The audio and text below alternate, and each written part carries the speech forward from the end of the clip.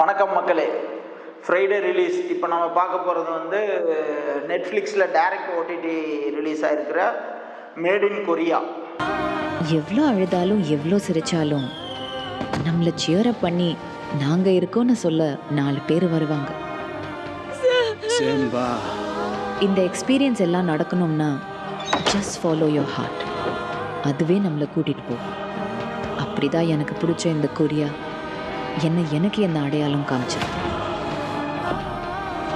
ரா கார்த்தி அவரோட டைரக்ஷனில் பிரியங்கா மோகன் ரீட் ரோடில் நடிச்சிருக்கிற படம் இது. இதில் இம்பார்ட்டன்ட் ஃபேக்டர் என்னன்னா, நம்ம ஸ்குவிட் கேமில் இருக்கிற அந்த பாட்டிமா வந்து இதில் நடிச்சிருக்காங்க. இது கொரியன் பேஸ்டு ஃபில்ம் அப்படிங்கிறதுனால. இந்த தில் தூள் கில்லி இந்த படம்லாம் ஹிட் அடித்தப்போ ஒரே 100 ஆக்ஷன் ஃபில்ம் வந்துச்சு. அப்புறமேட்டு பார்த்திங்கன்னா இந்த எஸ்எம்எஸ் பாஸ்கரன் பாஸ்கரன்லாம் ஹிட் ஆன சமயத்தில் ஒரு 100 காமெடி ஃபிலிம்ஸ் வந்துச்சு.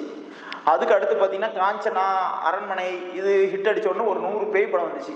அந்த மாதிரி இப்போ வந்து அயோத்தியா, டூரிஸ்ட் ஃபேமிலி, குடும்பஸ்தன் இந்த மாதிரி படம்லாம் ஹிட் அடித்ததுக்கப்புறம் இப்போ ஒரே ஃபீல் குட் மூவியாக வந்துட்டு இருக்கு. அந்த மாதிரி ஒரு ஃபீல் குட் மூவி தான் mat in Korea. Mat in Korea வந்து ரா கார்த்திக் இதுக்கு முன்னாடி நித்தம் ஒரு வானம் அந்த படம் டைரக்ட் பண்ணியிருந்தார். அது எனக்கு ஒரு ஆவரேஜான மூவி. இதுவும் சேம் அதே ஃபீல் குட் மூவி டைப்பில் தான் அவர் எடுத்திருக்காரு. ஒரு படத்தை நம்ம 2 விதமாக பார்ப்போம். ஒன்று கதை, அந்த கதையை எப்படி எடுத்திருக்காங்கன்னு. இப்போ நம்ம கதை என்னன்னு பார்த்தோம்னு வச்சுக்கிங்களேன்.